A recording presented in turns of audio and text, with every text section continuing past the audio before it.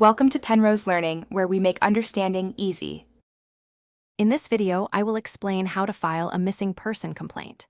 Acting swiftly is paramount when you realize someone is missing, as there is no mandated waiting period to report an absence. You should immediately begin collecting all relevant details, which significantly helps law enforcement begin their search.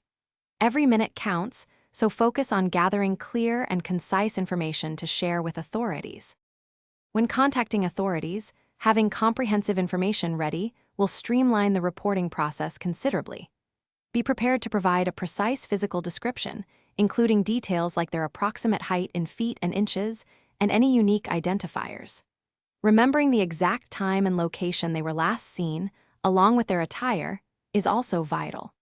These specific details are critical for law enforcement as they begin their investigation. Once you have collected all necessary information, contact your local police department directly using their non-emergency line. However, if the situation involves a child or appears to be life-threatening, do not hesitate to call 911 for immediate assistance.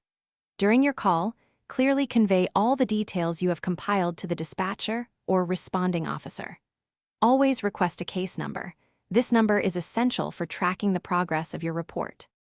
After filing the initial report, law enforcement will typically conduct a thorough interview to understand the situation fully.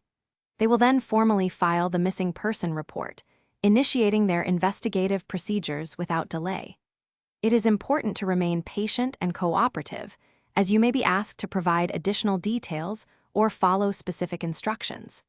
Maintaining consistent communication with the investigating officer will greatly assist their efforts. Thanks for watching. If this was helpful, leave a like and consider subscribing. See you next time.